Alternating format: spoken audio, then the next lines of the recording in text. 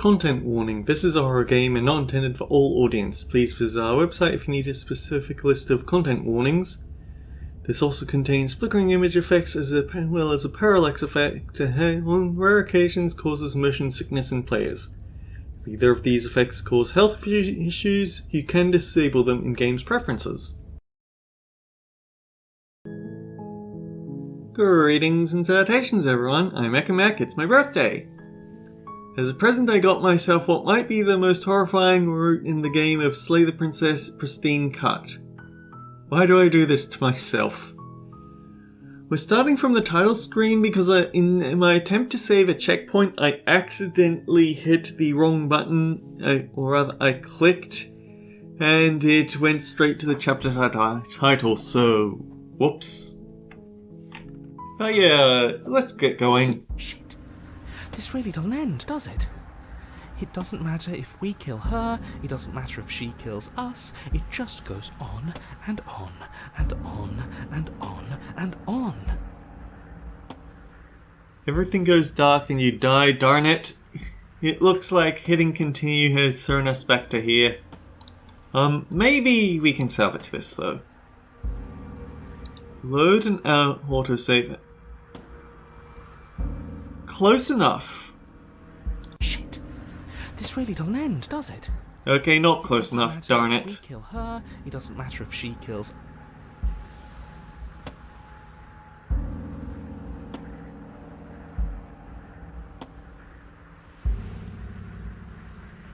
Okay, load here.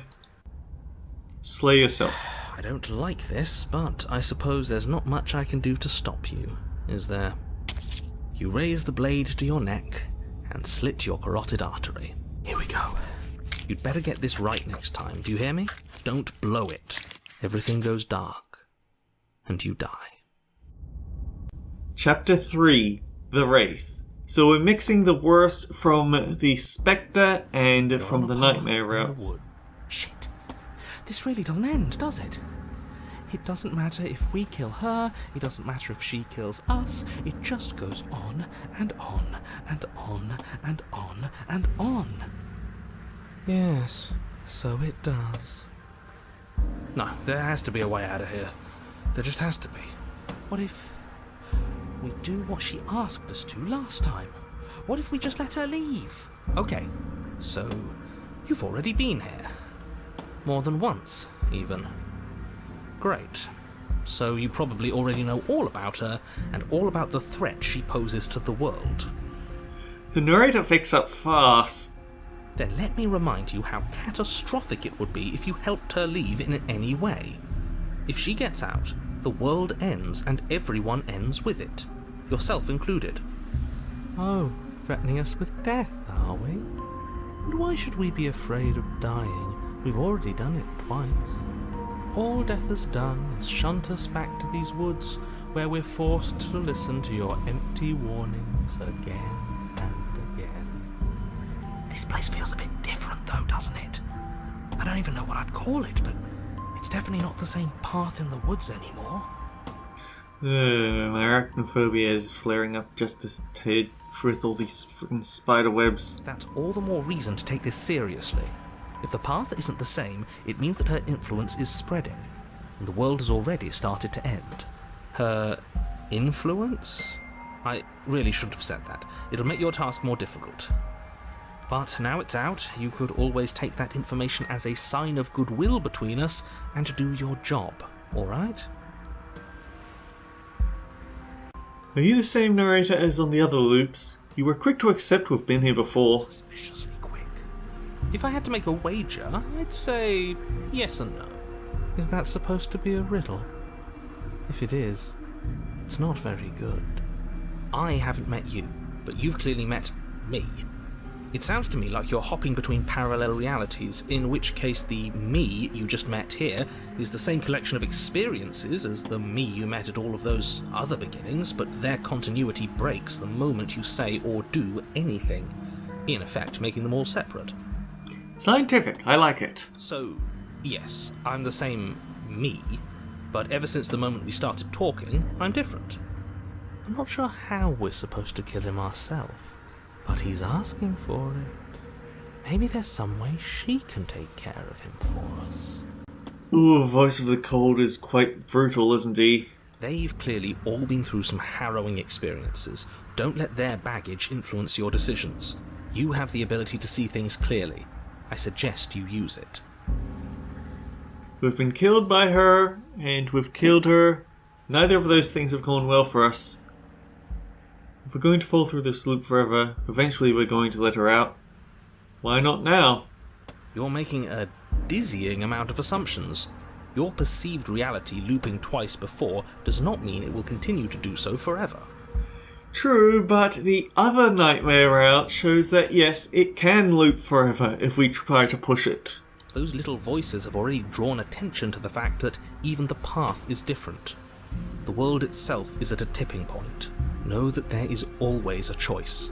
Even if you were stuck in an infinite loop, there's no reason to assume that the mere nature of the infinite would force you to make any specific choice. You do have free will, as much as things would be easier if you didn't. And you can just keep making the correct choice forever, never deviating. It doesn't work, because we get sealed off.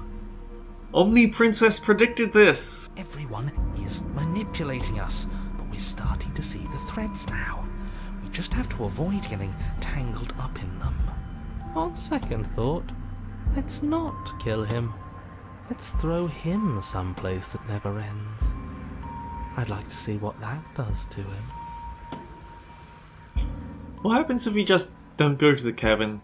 That's another option. Then she finds a way out on her own. So, standing around out here is the same as us letting her out. Contrarian route? Only we don't have to see her. That's got to be better, right? No, it's strictly worse. And why is that? Because it's cowardly, for starters. And because the unknown is always worse than the known. But really, all you're doing right now is weighing two considerably bad options. The only solution worth considering is slaying her, and whatever delusion is holding you back from doing that is just that, a delusion. If you already managed to end her in some other world, the only reason you'd be here is that you somehow managed to do it wrong. Fine, I'll proceed to the cabin. You continue down the path towards the cabin. It isn't long before you're steps away from your destination.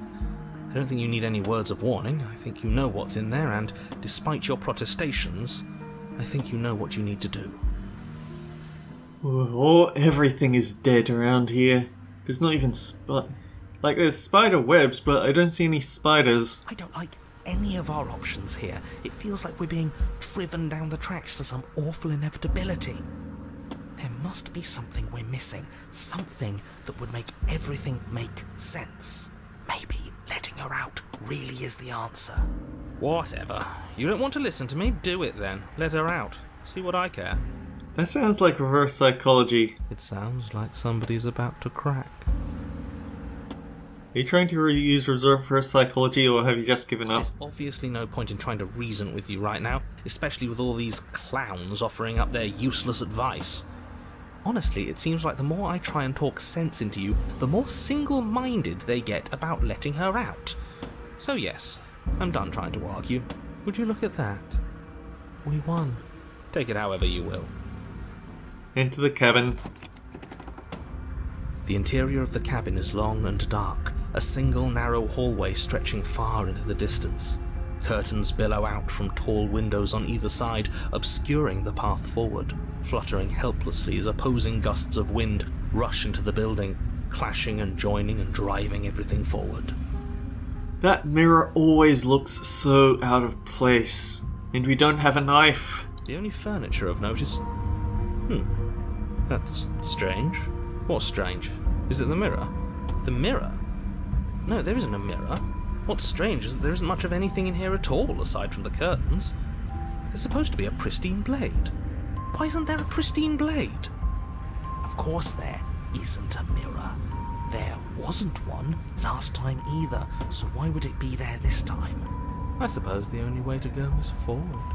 So forward we will go. Blade or not, it doesn't really matter, does it?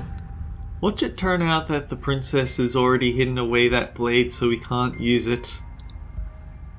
Let's pretend there is a mirror at the end of this hallway, and right now we can't see behind it. What's there? What's behind it?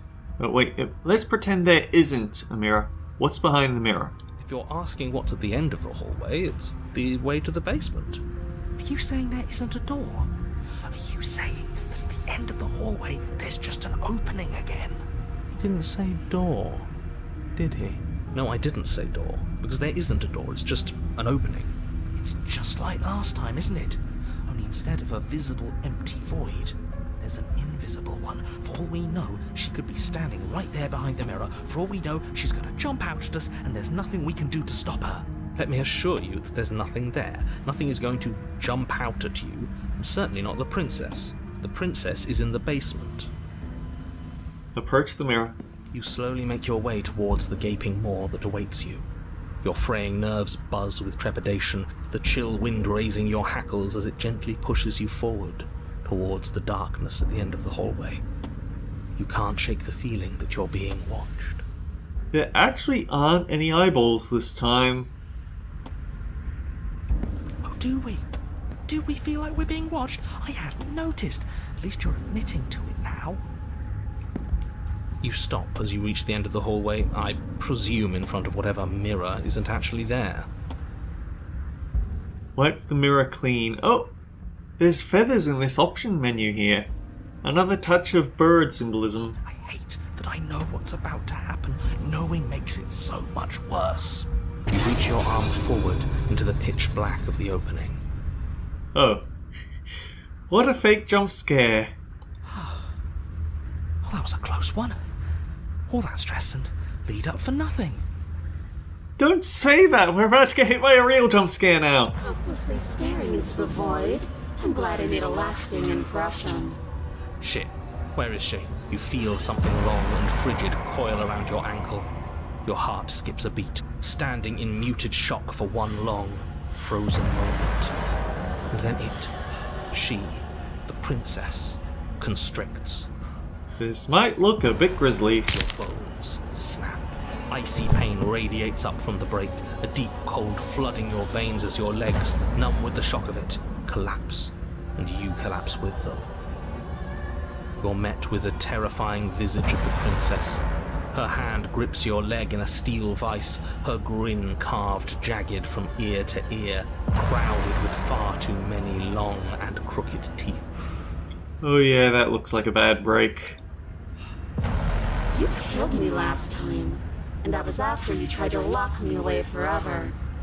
I was so close to freedom, but then you took my body away from me. Yeah, she's probably changing depending on what sort of actions we took to get to this chapter, even though it's still the same sort of princess, I guess. So now, I'm going to take yours, and I'm going to walk it out of here.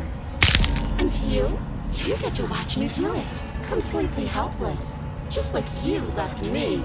Okay, maybe letting her in isn't the best idea. She clearly hates us. And what's your point? I thought you wanted to get out of here. This is a way out, and it's different.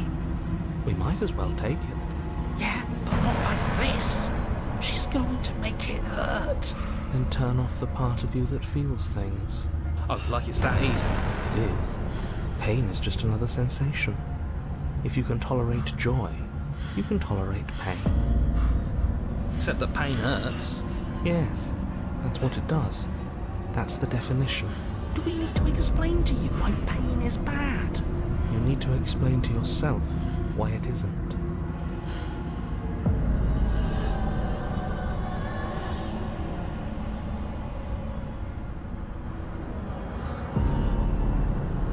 Do you need to take my body? Can't I just open the door for you?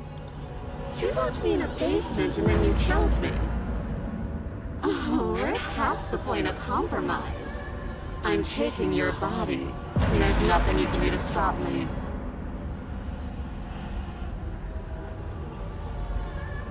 Wouldn't possessing me against my will make you no better than me? You don't have to do this, although I think by this point you probably want to be evil. Ooh, that's a good one. Evil is all about perspective. After all you've done, why would I ever care about what you would think of me? Enough talking.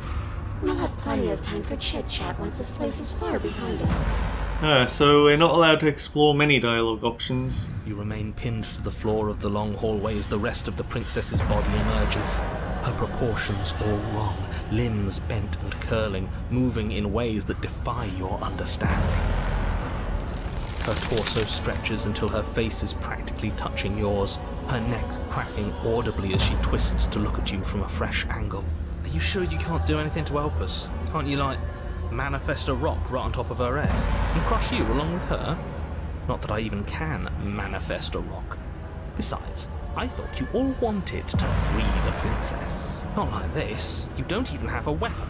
So I'm afraid you're out of luck, which unfortunately means that I, and the rest of the world, are out of luck too. Okay, deep breath. This is fine. This is fine. This is fine. Is it? Is there any conceivable way that this is fine? Yeah, I'm right. This is fine. It's better than last time. At least our organs aren't failing. At least I can actually talk. It is fine. Everything is always fine. These consequences have no real impact on us outside of momentary discomfort. I'm sure we'll be moving on again soon enough.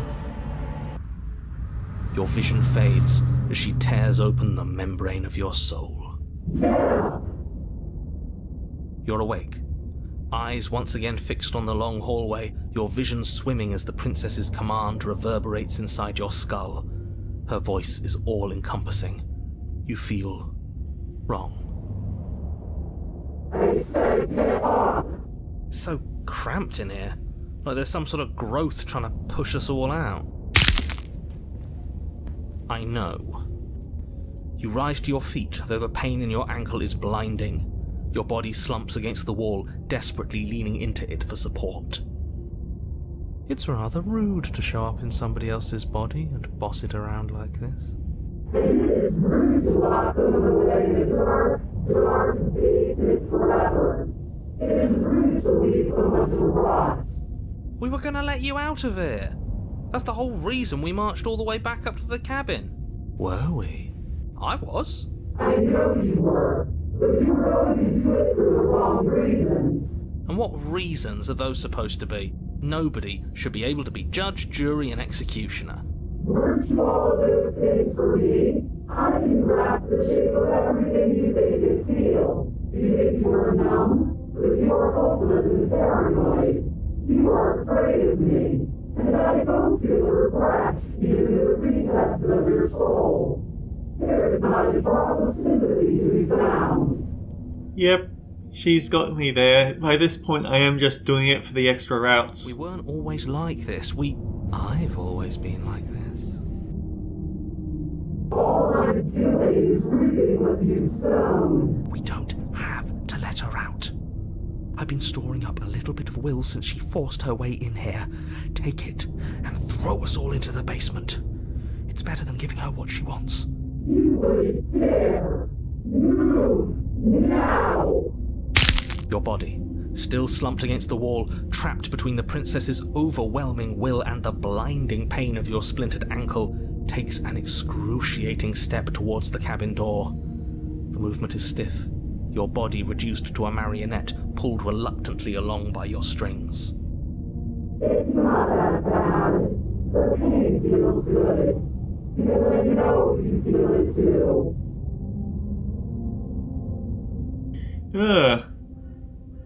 You know what? In a single moment of overwhelming willpower, you tear your body from the wall and hurl it towards the gaping abyss. I won't let you do this. Capillaries burst and muscle fibers tear as you and the princess struggle over the reins of your body. One foot planted firmly on the edge where the floor ends, and the nothing begins. It's unquestionable that her reserves are greater than yours, but fortunately for you, the distance you have to cover is far shorter. We're putting in everything we have. You're not. You're thinking too much about how she's hurting us. You're thinking too much about your body. It's just a body. Yes, it's just a body now. But I need to do so many terrible things to you. 1, 2, 3. 1, 2, 3. next one we all go. 1, 2, 3. You throw everything you have against her and manage, for one brief moment, to overpower the princess's hold on your body. But that moment was all you needed. Your foot slips a few inches, and you collapse forward, the darkness swallowing you whole. Why do you hate me? Her thought slips through you, unheeded, as you fall, and fall, and fall.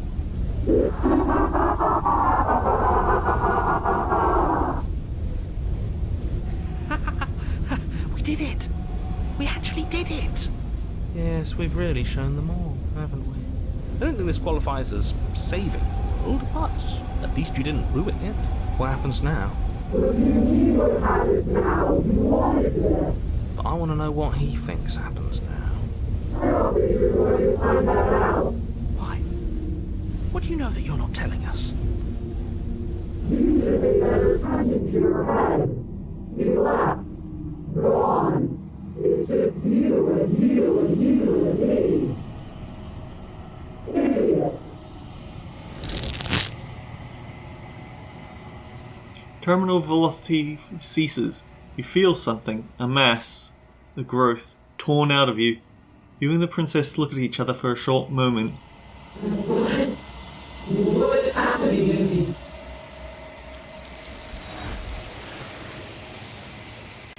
Oh, that's going to be a nasty addition to the Omni Princess, isn't it? You don't have to answer her before she's gone, and you feel a resistance under your feet once more. Memory returns. Honestly, I feel like that point I'm just being stubborn, but if yeah, I almost feel like I should have. Maybe I should have let her leave.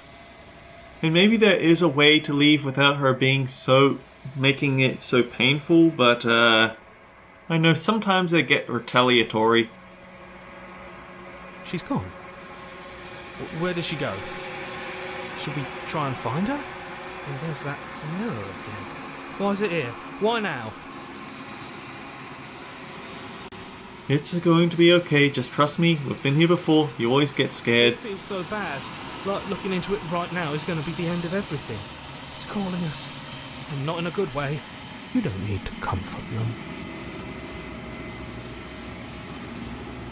I'll see you on the other side, it's going to be okay. Okay. If you say so. We'll trust you. Can we trust you? Whatever makes you happy. What was our previous route? Because I know that we picked up the cold. I don't know, I remember getting that comment of, you don't need to comfort them from Voice of the Cold. So didn't we have 2 voices last time? Ugh. I honestly can't remember. Approach the mirror. You approach the mirror. Gaze into your reflection. Silence as you reach forward. They're gone once again. The mirror always makes them leave. But you need to see what's in it. You've unraveled. You find yourself in the long quiet once again. Proceed to the cabin. You are at a cabin. Approach. There's a world beyond the endless walls of the long quiet. I am curious to see what it means for us to know it.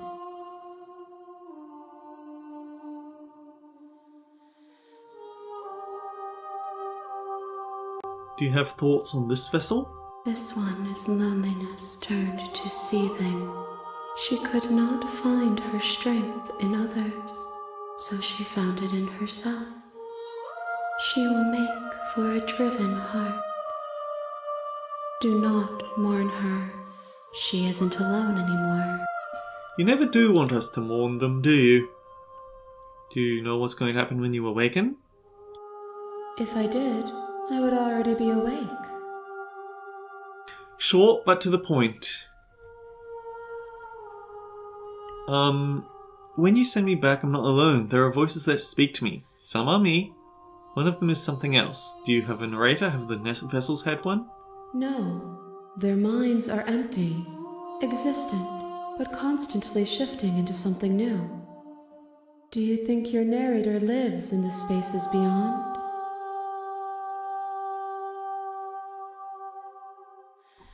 Well, he does. So we always think that he does.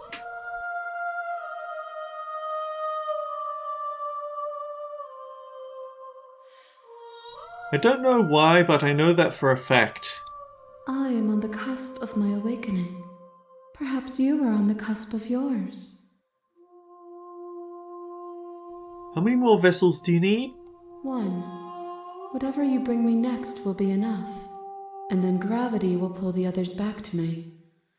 I will be singular, a final multitude. I'm going to do so much hand-holding.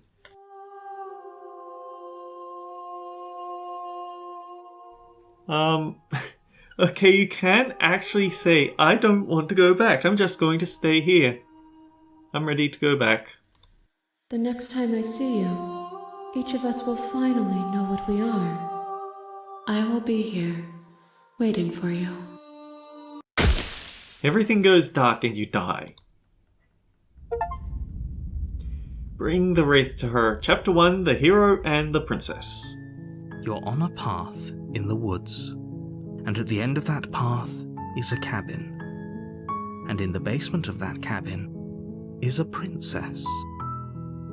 You're here to slay her. If you don't, it will be the end of the world. She really doesn't want us to trigger the stranger out again. We don't even have a grayed out option of turn around and leave.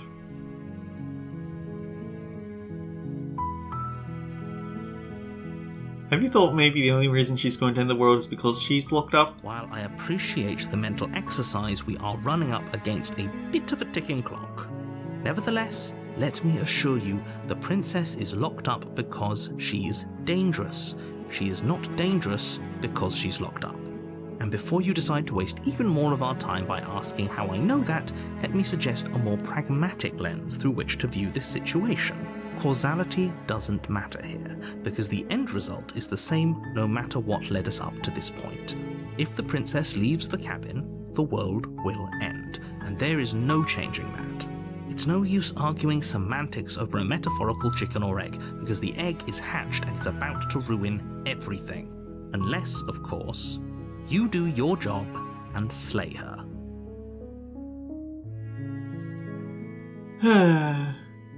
Okay then.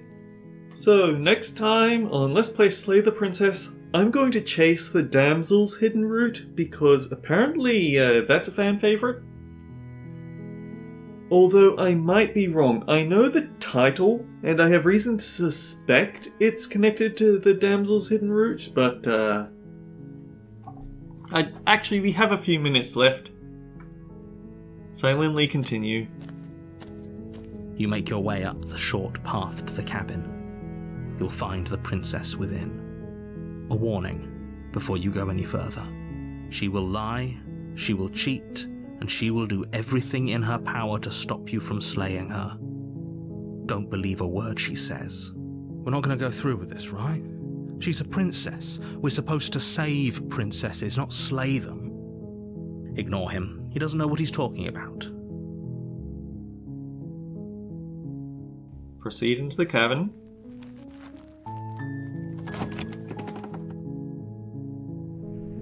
The interior of the cabin is almost entirely bare.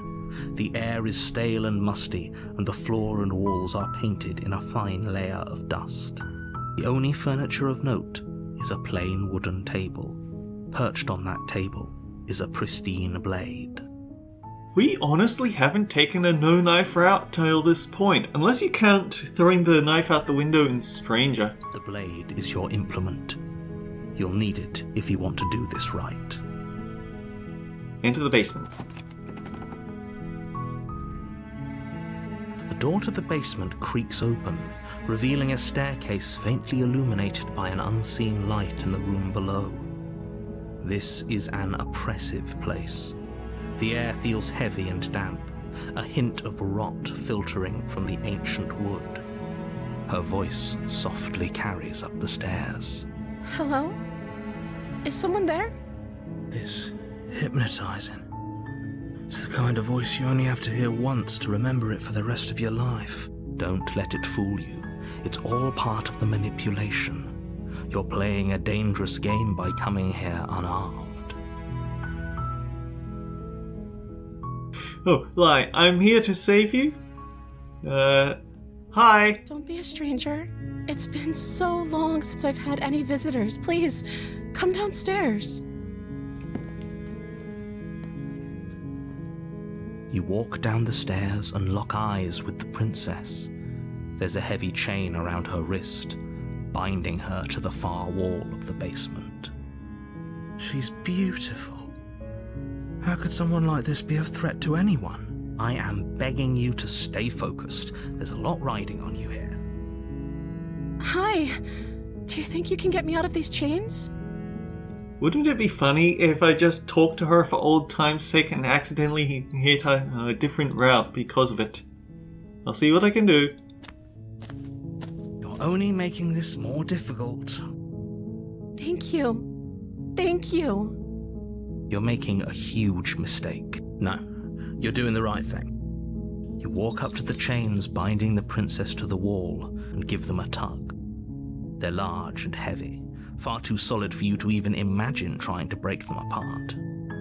I'm guessing you don't have the key? Maybe it's somewhere upstairs. Doubtful. Whoever locked the princess away down here intended for her to never see the light of day. They wouldn't have just left the key to her chains somewhere in the cabin.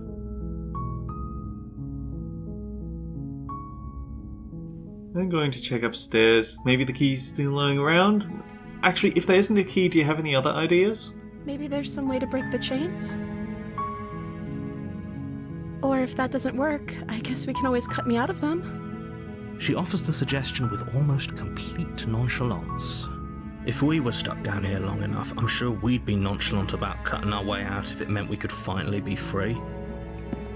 You attempt to make your way out of the basement, but the door at the top of the stairs slams shut.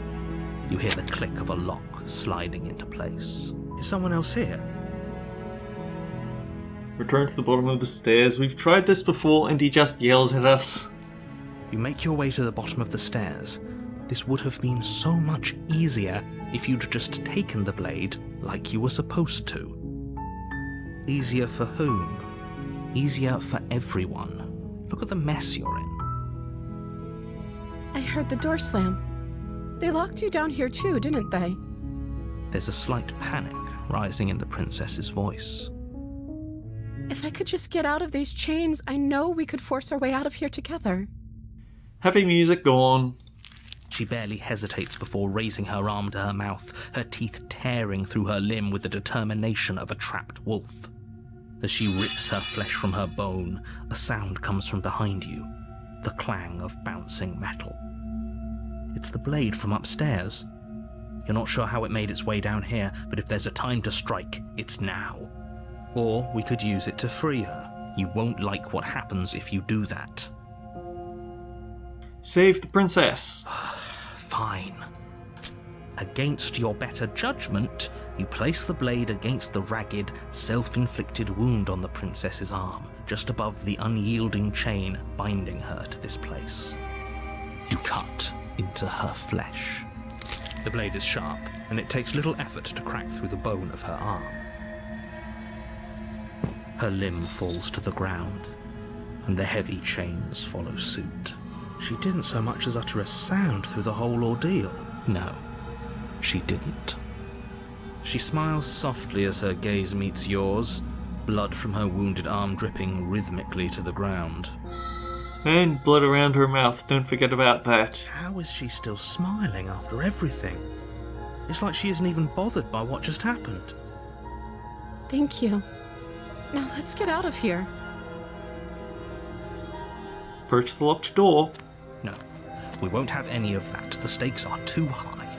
You can't just let her escape into the world. No, I can't just let her escape into the world. As the princess approaches the bottom stair, your body steps forward and raises the blade. Wait, this isn't fair. You can't just do that. Watch me. What are you doing? Warn her. Stop that. Something's come over you, hasn't it? You know you don't have to do this, right? Your body lunges forward, the blade held low, ready to sink into her heart. But the princess dodges, stumbling back against the wall before the blade has a chance to connect. Stop it. Stop trying to resist me. I'm trying to get you out of here alive. Resist. The blade. Move the blade. As your body remains frozen in stubborn resistance, the princess takes a cautious step forward. We both know this isn't you. She nervously reaches towards you and takes the blade from your infuriatingly rigid hands. What are you doing? I'm sorry. I'll try to be quick. She plunges it into your chest, tearing through flesh and sinew. It is agony. But you aren't dead yet. He is really describing the pain for this part to make you suffer for not killing her like he wanted. Oh no, I'm so sorry. Stay strong. We can tough it out until it's done. For her sake. For her sake? Don't you start pretending that dying a painful death is some sort of heroic gesture. The two of you have literally doomed everyone. Whatever. She sinks the blade into your chest again and again and again, and you feel every inch of burning pain that slices its way into your body. I'm sorry. She doesn't know how to use a knife, does she? Yeah, not one that doesn't come out of her wrists anyway. Apparently not. Though it doesn't matter how sloppy her blade work is, does it? A stab wound is still a stab wound, and it won't be long before you bleed out. I'm so sorry. With one last thrust of the knife, your legs give out beneath you. You collapse to the floor, your blood pooling around you, your limbs unresponsive. The princess stares down at your ruined chest as tears carve rivulets of pink down her blood-spattered cheeks. It can't just end like this, right? Oh, that's rich coming from you. As much as I'd prefer for things to have gone differently, I can't deny the reality of what's happened. The two of you made your choice. It's over. I didn't accidentally skip over a thing, did it?